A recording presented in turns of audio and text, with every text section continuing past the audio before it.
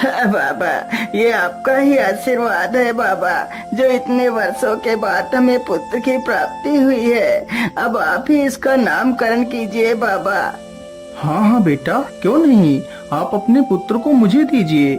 साधु जैसे ही उस बच्चे को अपनी गोद में लेता है तो देखता है उसके दाहिने हाथ पर एक नीले रंग का चिन्ह बना हुआ है जो राजयोग को दर्शाता है। साधु उस बच्चे के ऊपर उस चिन्ह को देखकर हैरान रह जाता है। क्या बात है बाबा, आप इतना परेशान क्यों लग रहे हैं? बेटा, मैं परेशान नहीं हूँ, मैं तो बहुत खुश हूँ। तुम्हारा यह बेटा बहुत ही तकदीरी है। तुम्हारे बेटे के किस्मत में राजयोग लिखा है। हाँ बाबा, मैं कुछ समझा नहीं, आप क्या कहना चाह रहे हैं बाबा? बेटा, तुम्हारा यह पुत्र राजा बनेगा। ये 14 वर्ष की आयु में ही इस राज्य की राजकुमारी से विवाह कर राजा बन जाएगा। साधु की यह बात सुनकर हरिया बहुत खुश हो जाता है। इसी प्रकार कुछ दिन गुजर जाते हैं। और तेज, शिकार बस कुछ ही दूर पर है। राजा हिरन के पीछे भागते भागते काफी दूर निकल जाता है, लेकिन हिरन राजा के हाथ नहीं लगता। ओहो, सत्यानाश हो तेरा, भागते भागते इतनी दूर निकल आया, लेकिन हिरन तो हाथ लगा ही नहीं। और प्यास भी इतनी जोर की लगी है। आसपास तो कोई नदी और तालाब भी नहीं है। मुझे लगता है इस ओर कोई गांव नजदीक ही पड़ेगा। चलो इस ओर ही चलता हूँ।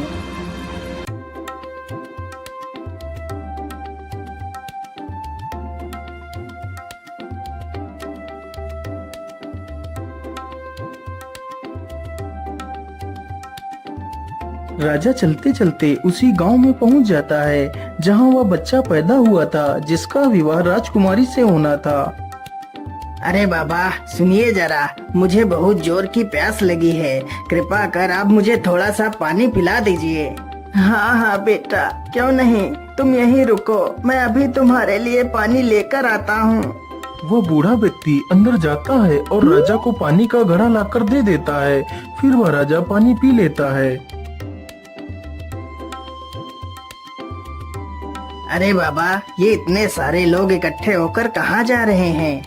अरे बेटा, ये सारे लोग हरिया के घर जा रहे हैं। उसके घर एक बहुत ही तकदीरी पुत्र पैदा हुआ है। उसकी भविष्यवाणी साधु बाबा ने की है। लेकिन बाबा, उस साधु ने ऐसी क्या भविष्यवाणी की है जो ये सारे लोग उसके पुत्र को देखने के लिए जा रहे हैं? बेटा, साधु बाबा ने बताया था कि जब हरिया का बेटा 14 वर्ष का हो जाएगा तो उसका विवाह इस राज्य के राजा की पुत्री के साथ होगा और उसका पुत्र इस राज्य का राजा बनेगा।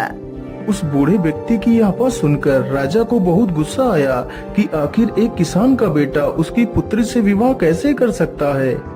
अरे नहीं नहीं, मैं ऐसा किसी भी हालत में नहीं होने दे सकता। मुझे कुछ ना कुछ तो करना ही होगा।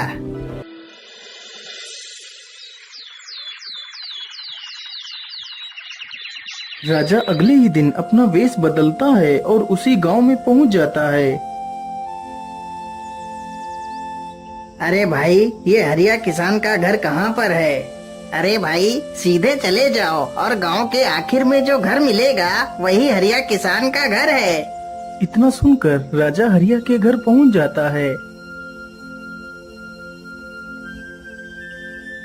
अरे ओ हरिया भाई, जरा घर से बाहर आओ, मैं तुमसे मिलने आया हूँ।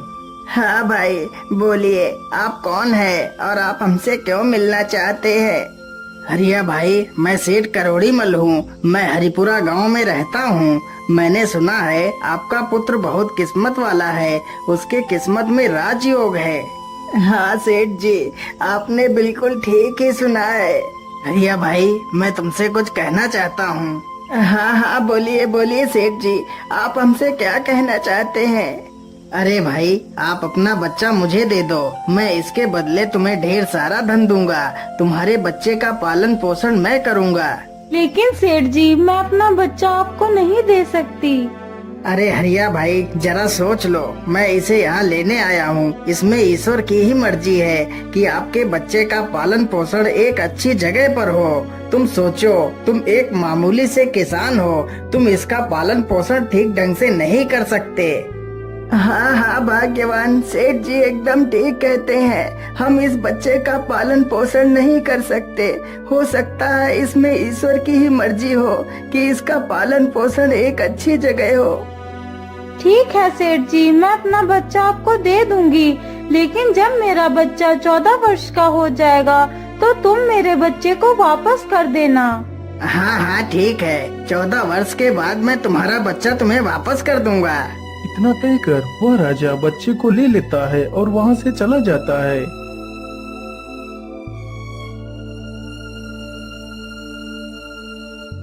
क्या करूं? इस मासूम को मारने के लिए तो मेरे हाथ उठ ही नहीं रहे हैं। मैं ऐसा करता हूं, इसे एक लकड़ी के संदूक में बंद कर देता हूं और इसे नदी में बहा देता हूं, या इसी नदी में डूबकर मर जाएगा। इतना सोचकर राजा उसे एक लकड़ी के संदूक में बंद कर देता है और उसे नदी में बहा देता है।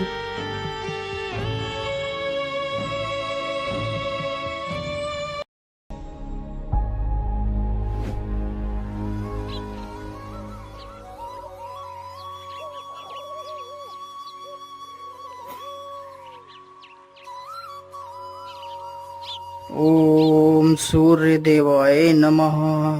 ओम सूर्य देवाय नमः। सेठ हीरालाल सूर्य को जल अर्पित कर रहा था, तभी वह संदूक बहता हुआ उसके पैरों के पास आ जाता है। अरे ये संदूक कैसा है? आखिर इस संदूक में क्या है? चलो इसे बाहर निकाल कर देखता हूँ।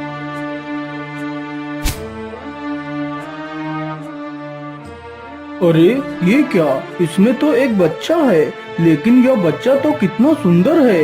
हे प्रभु, लगता है आपने मेरी सुन ली। मेरी पत्नी कब से पुत्र की कामना कर रही थी और आज आपने उसे भी पूरा कर दिया। सेठ जल्दी से उस बच्चे को उठाकर अपने घर ले जाता है और अपनी पत्नी को सारी कहानी सुनाता है। हे प्रभु, आपका बहुत बहुत धन्यवाद जो आपने मेरी इस इच्छा को भी पूरा कर दिया।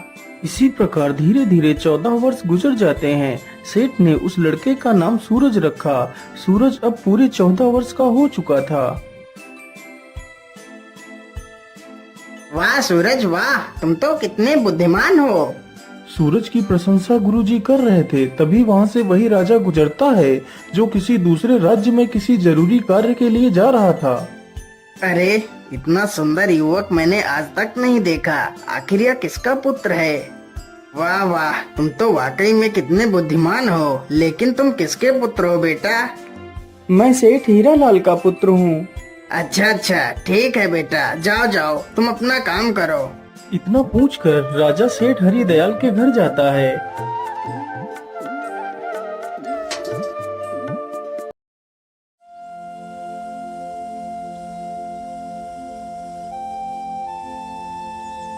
सेठ जी, इतना सुंदर और बुद्धिमान बेटा आपको कैसे प्राप्त हुआ? महाराज, वह मेरा बेटा नहीं है। मैंने तो सिर्फ उसका पालन पोषण किया है। इसके आधार पर वह मेरा बेटा ही हुआ। लेकिन सेठ जी, यह लड़का आपको कहाँ से मिला? फिर सेठ राजा को सारी कहानी सुनाता है। ओहो, इसका मतलब यह वही लड़का है जिसे मैंने 14 वर्ष पहले एक नदी में बहा दिया था। राजा और सेठ आपस में बात कर ही रहे होते हैं कि तब तक वहाँ पर सूरज आ जाता है। सेठ जी, यदि आप बुरा ना माने तो मैं एक पत्र लिखकर अपनी महारानी को कुछ संदेश भेजना चाहता हूँ। यदि आपका बेटा सूरज उस पत्र को महारानी तक पहुँचा दे तो मैं आपको 100 सोने की मोहरें दूंगा। हाँ हाँ महाराज, क्यों नहीं, मैं आपका संदेश लेकर जरूर जाऊंगा। राजा ने चुपचाप एक संदेश लिखा और उस पर अपनी मोहर लगा दी। फिर सूरज को पकड़ा दिया। सूरज उस पत्र को लेकर वहाँ से निकल पड़ता है।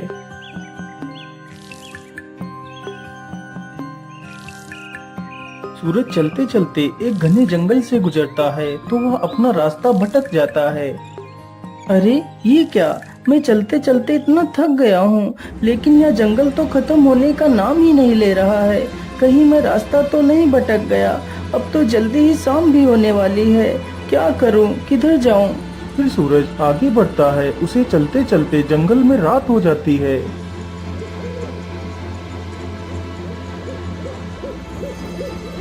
अरे उधर क्या है? मुझे लगता है या तो कोई झोपड़ी है। चलो मैं आज रात इसी झोपड़ी में बिता लेता हूँ। इतना सोचकर सूरज अपने घोड़े से नीचे उतरता है और झोपड़ी के अंदर चला जाता है।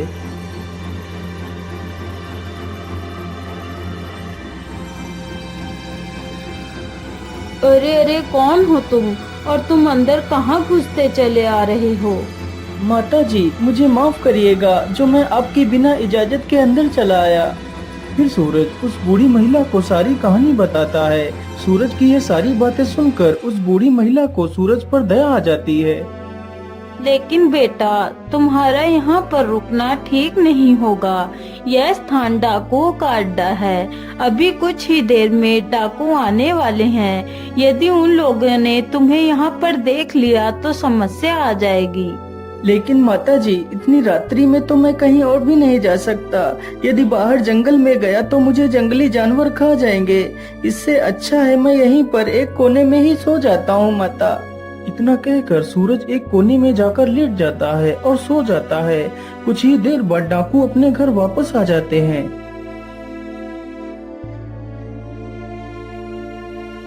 अरे यह कौन है जो इतना निडर होकर हमारे घर में सो रहा है? सरदार, यह सूरज है। बड़ा ही नेक दिल बच्चा है। फिर वह बूढ़ी महिला सारी कहानी उन डाकुओं को सुनाती है। उस डाकू ने जब यह बात सुनी तो उसे राजा की करतूतों पर संदेह हुआ। आखिर ऐसा क्या लिखा है इस संदेश में राजा ने? मुझे इस संदेश को खोलकर देखना ही होगा। वह डाकू जल्दी से उस संदेश को खोलकर देखता है। ये लड़का जैसे ही यह पत्र लेकर तुम्हारे पास पहुँचे तो इसे मरवा कर वहीं दूर कहीं दफना देना। ये कार्य मेरे आने से पहले हो जाना चाहिए। अरे राम राम राम, यह राजा तो कितना दुष्ट है। जिसके द्वारा चिट्ठी भिजवा रहा है उसी को मरवाने का आदेश भी दे रहा है। अरे नहीं नहीं, मुझे तो कुछ करना ही होगा। मुझे इस मासूम को बचाना ही होगा। इतना कहकर वह डाकू एक दूसरी चिट्ठी लिखकर उसकी चिट्ठी से बदल देता है। सुबह होने से पहले वह सारे डाकू वहां से चले जाते हैं।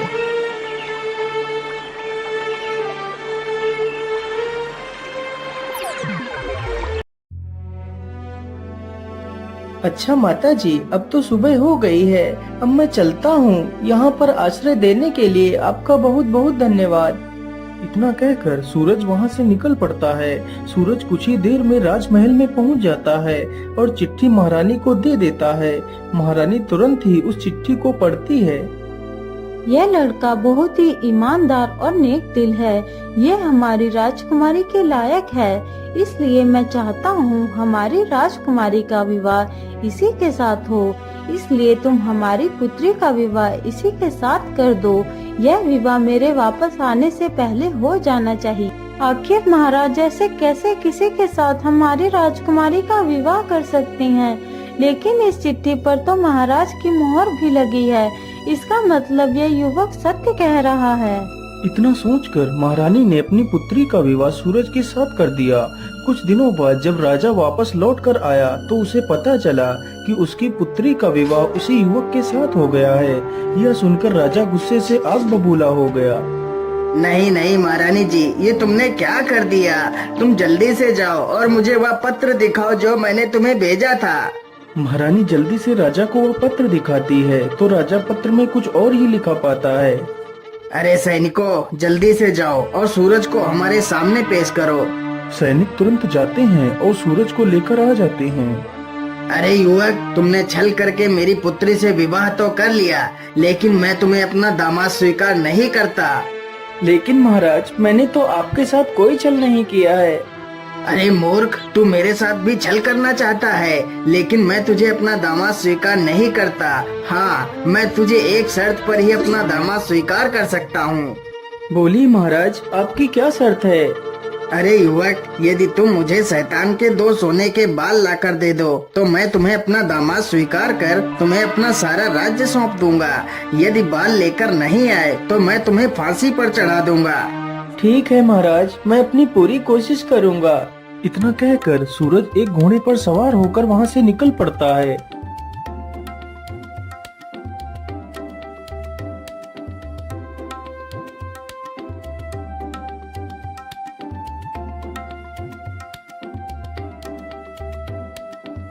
वह चलते चलते एक दूसरे राज्य में पहुंचता है तो उसे वहीं पर रात हो जाती है।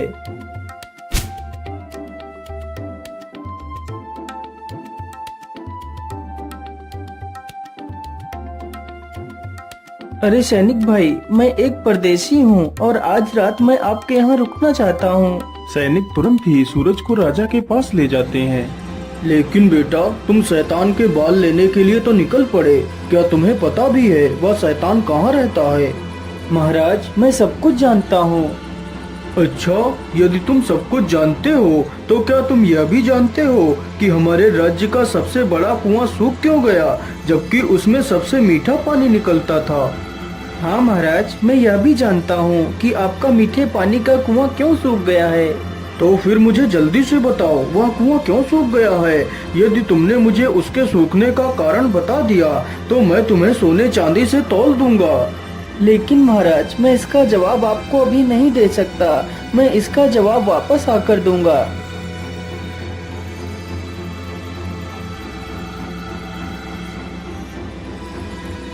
अगली सुबह सूरज वहां से आगे के लिए निकल पड़ता है।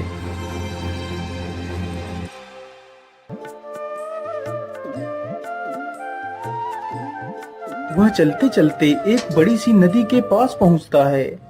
ओहो, रास्ते में तो इतनी बड़ी नदी पड़ गई है, लेकिन मैं इसे पार कैसे करूं? तभी देखता है कि एक व्यक्ति नाव लेकर उसकी तरफ चला आ रहा है।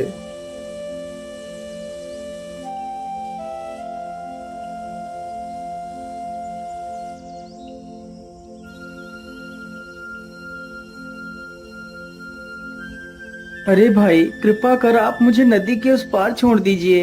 हाँ हाँ, क्यों नहीं, मैं आपको नदी के उस पार छोड़ दूंगा, लेकिन उससे पहले तुम्हें मेरे एक सवाल का जवाब देना होगा।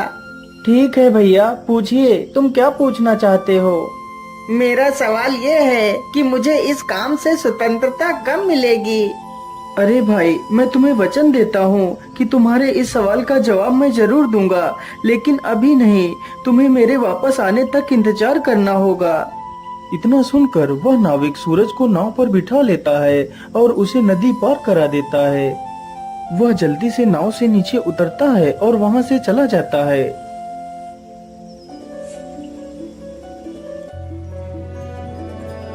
सूरज चलते चलते एक गुफा के पास पहुँचता है। मुझे लगता है यह वही गुफा है जिसमें वह राक्षस रहता है। चलो इसके अंदर चलता हूँ। इतना कहकर वह गुफा के अंदर घुस जाता है।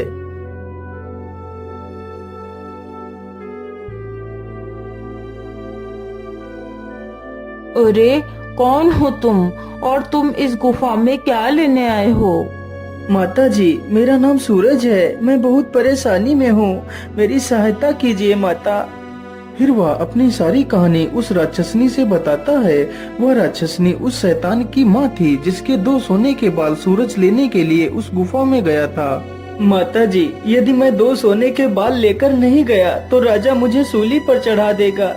उसकी ये सारी बातें सुनकर उस राक्षसी को उस पर दया आ जाती है। ठीक है बेटा, मैं तुम्हें उस शैतान के 2 बाल दे दूंगी। माता जी, यदि आप बुरा न माने तो मैं आपसे 2 सवालों के जवाब जानना चाहता हूँ। ठीक है बेटा, पूछो, तुम मुझसे क्या पूछना चाहते हो? फिर सूरज वही दोनों सवाल पूछता है कि वह कुआं क्यों सूखा और उस नाविक को स्वतंत्रता कब मिलेगी। बेटा, इन सवालों के जवाब तो मैं भी नहीं दे सकती। इनके जवाब तुम्हें मेरा बेटा ही दे सकता है। तुम ऐसा करो, मैं तुम्हें एक चींटी बना देती हूँ और तुम यहीं कहीं पर छिप जाना। यदि मेरे बेटे ने तुम्हें देख लिया तो वह तुम्हें नुकसान भी पहुंचा सकता है। इतना कहकर वह बूढ़ी डायन उसे एक चींटी बना देती है। वह चींटी चुपचाप जाकर एक स्थान पर छिप जाती है। तभी कुछ ही देर में वह राक्षस भी आ जाता है। मनुष्य की दुर्गंध। अरे, ये मनुष्य कहाँ है? कहाँ है वह मनुष्य? अरे बेटा, तुम किस मनुष्य की बात कर रहे हो? यहाँ पर तो कोई भी मनुष्य नहीं है। लेकिन माँ, मुझे तो यहाँ पर बहुत जोर जोर से किसी मनुष्य की दुर्गंध आ रही है। अरे बेटा, यहाँ पर कोई भी नहीं है। तुम मेरा विश्वास क्यों नहीं कर रहे हो? अच्छा ठीक है माँ, मैं आज बहुत थक गया हूँ, अब तो मैं सोने के लिए जा रहा हूँ। हाँ हाँ बेटा, थक तो आज मैं भी बहुत गई हूँ। चलो मैं भी थोड़ा सा सो लेती। इतना कहकर दोनों आराम करने लगते हैं। कुछ ही देर में राक्षस गहरी नींद में सो जाता है। मुझे लगता है अब ये गहरी नींद में सो गया है। अब यही अच्छा मौका है बाल उखाड़ने का। वह डायन जल्दी से शैतान का एक बाल उखाड़ लेती है। अरे माँ, ये तू क्या कर रही है? तू मेरे बाल क्यों उखाड़ रही है? अरे बेटा, मैं बहुत डर गई थी। मैंने बड़ा ही बुरा सपना देख लिया था। ओहो माँ, तूने ऐसा क्या सपना देख लिया जो तू इतना डर गई है? मैंने देखा कि उम्बल राज्य का एक कुआं, जिसमें कुछ साल पहले बहुत मीठा पानी निकलता था, अब वही कुआं पूरी तरह से सूख गया है। आखिर ऐसा कैसे हो सकता है? अरे माँ, तो इसमें इतना परेशान होने की क्या जरूरत है? वह कुआं इसलिए सूखा है क्योंकि उसमें एक बड़ा सा पत्थर पड़ा है और उस पत्थर के नीचे एक बड़ा सा मेढक है। यदि उस मेढक को बाहर निकाल दिया जाए तो वह कुआं फिर से मीठे पानी से भर जाएगा। इतना कहकर वह शैतान फिर से सो जाता है। जब वह शैतान फिर से गहरी निद्रा में चला जाता है तो वह डायन फिर से उसका एक बाल उखाड़ लेती है। ओए हाय माँ, तूने तो मुझे मार ही डाला। अब तुझे क्या हुआ? अब तूने कौन सा सपना देख लिया? अब तो मैंने और भी बुरा सपना देखा। मैंने देखा कि झुंझुन नदी पर जो नाविक नाव चलाता है वह मुझसे पूछ रहा है कि मुझे मेरे इस कार्य से कब आजादी मिलेगी। अरे माँ, वह नाविक मूर्ख है। यदि वह अपना चप्पू किसी दूसरे आदमी के हाथ में थमा दे तो उसे इस कार्य से छुटकारा मिल जाएगा। लेकिन माँ, अब तू कोई दूसरा सपना मत देखना। इतना कहकर वह राक्षस फिर से सो जाता है। फिर वह डायन सूरज को वापस इंसान बना देती है। बेटा, ये लो वो सोने के बाल और तुम जल्दी से यहाँ से भाग जाओ। सूरज डायन का धन्यवाद करता है और वहाँ से चला जाता है। फिर वह उसी नाविक के पास पहुँचता है तो नाविक उसे नदी पार करा देता है। मेरे भाई, जिस दिन कोई व्यक्ति तुम्हारे इस चप्पू को खुद अपने हाथों में ले लेगा, उसी दिन तुम इस कार्य से स्वतंत्र हो जाओगे। इतना कहकर सूरज अपने घोड़े पर बैठता है और वहाँ से निकल पड़ता है। सूरज चलते चलते कुछ ही देर में अंबल राज्य में पहुंच जाता है, जहां उसे अपने दूसरे सवाल का जवाब देना था। महाराज, आपका कुआं फिर से मीठे पानी से भर सकता है। तो फिर जल्दी बताओ युवक, हम अपने कुएं को कैसे ठीक कर सकते हैं? महाराज, आपके कुएं में एक बड़ा सा पत्थर पड़ा है और उसी पत्थर के नीचे एक बड़ा सा मेढक है। यदि उस मेढक को बाहर निकाल दिया जाए तो कुएं में पानी फिर से भर सकता है। राजा ने ऐसा ही किया। उसने उस बड़े मेढक को उस कुएं से बाहर निकलवा दिया। वाह सूरज वाह, तुम तो बहुत बुद्धिमान हो। मैं तुमसे बहुत प्रसन्न हुआ। आज यह कुआं फिर से मीठे पानी से भर गया, इसलिए मैं तुम्हें 1 कुंटल सोना इनाम में देता हूँ। फिर वह उस सोने को अपने घोड़े पर लादता है और राजमहल की तरफ निकल पड़ता है। वह जल्दी ही राजमहल पहुंच जाता है।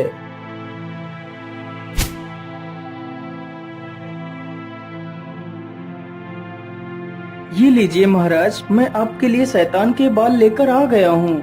अच्छा अच्छा ठीक है, लेकिन तुम इन दोनों थैलों में क्या लेकर आए हो? महाराज, इसके अंदर सोना है। सूरज जल्दी से उन दोनों थैलों को राजा के सामने ही खोल देता है। इतना सारा सोना देखकर राजा हैरान हो जाता है। अरे, इतना सारा सोना! लेकिन इतना सारा सोना तुम्हें कहाँ से मिला है? महाराज, मुझे यह सारा सोना झुंझुन नदी के उस पार पहाड़ियों से मिला है। वहाँ पर बहुत सारा सोना पड़ा है। मैं जितना भी सोना वहाँ से ला सकता था उतना ही लेकर आया हूँ। अच्छा, तो क्या मैं भी वहाँ से सोना ला सकता हूँ? हाँ हाँ महाराज, क्यों नहीं। जब आप झुंझुन नदी के पास पहुंच जाना तो तुम्हें एक नाविक मिलेगा। तुम उस नाविक का चप्पू खुद लेकर नाव चलाना और नदी के उस पार निकल जाना, तभी वह सोना तुम्हें दिखाई देगा। यदि तुमने नाव स्वयं नहीं चलाई तो वह सोना तुम्हें कभी नहीं मिलेगा। इतना सुनते ही राजा के मन में लालच आ जाता है और वह तुरंत ही झुंझुन नदी पर पहुंच जाता है। अरे ओ नाविक, जल्दी से इधर आ, मुझे नदी के उस पार जाना है। इतना सुनते ही नाविक जल्दी से नाव को नदी के किनारे पर लाता है। राजा तुरंत ही उसका चप्पू खुद उठाकर नाव चलाने लगता है। तभी वह नाविक उस नाव पर से गायब हो जाता है और राजा उसी नाव का नाविक बनकर रह जाता है। उधर सूरज ही उस राज्य का राजा बन जाता है। अरे हरिया भाई, अपना बेटा मिल गया। हमारे राज्य का राजा 14 वर्ष का लड़का बना है और उसका विवाह राजकुमारी से हुआ है। इसका मतलब वही तुम्हारा पुत्र है। इतना सुनते ही हरिया और उसकी पत्नी राजमहल पहुंच जाते हैं और अपनी सारी कहानी सूरज से बता देते हैं। हाँ हाँ सूरज बेटा, यही तुम्हारे असली माता पिता हैं। तू मुझे नदी में एक लकड़ी के संदूक में मिला था। इतना सुनकर सूरज अपने माता पिता को अपने गले से लगा लेता है और उस राज्य में ही राज करने लगता है।